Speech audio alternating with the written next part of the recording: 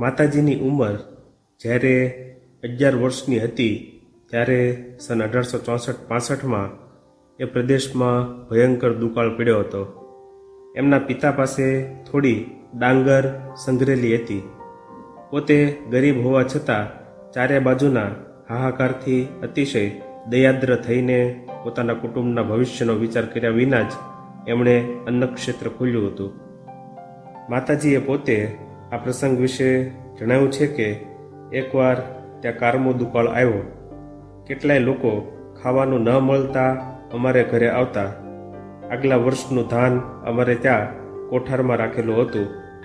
મારા બાપુજી ડાંગર છડીને અડદની દાળ સાથે મેળવી હાંડલા ભરી ભરીને ખીચડી રંધાવી રાખતા.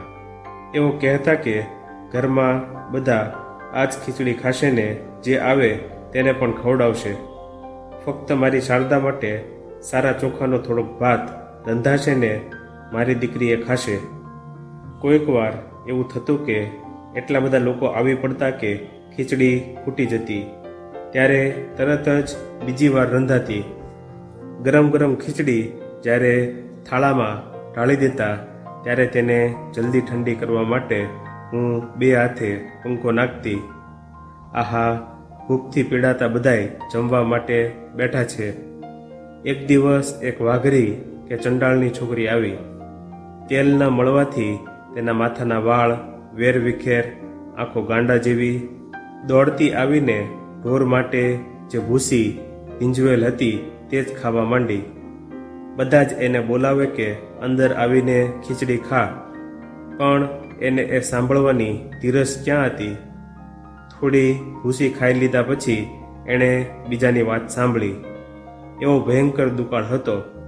એ વર્ષનું દુઃખ ભોગવીને લોકો કોઠારોમાં ધાન્ય સંઘરતા શીખ્યા.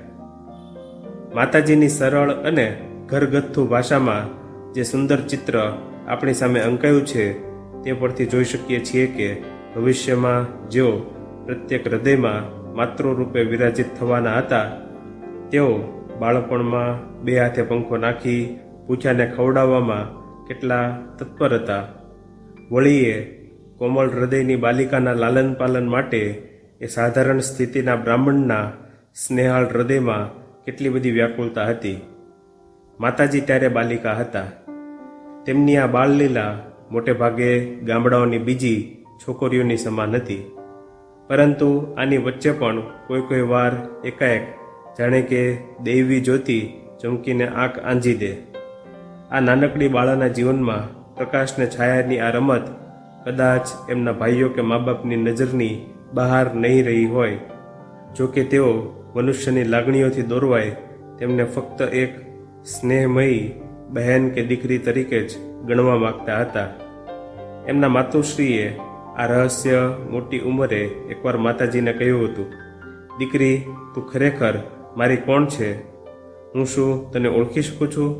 ત્યારે કૃત્રિમ રોષ દેખાડીને પુત્રી બોલી, હું ઓલી બીજી કોણ હોઈ શકું? મને કાંઈ 4 હાથ થોડા છે? હોત તો પછી તારી કુખે જન્મ લીધો શા માટે?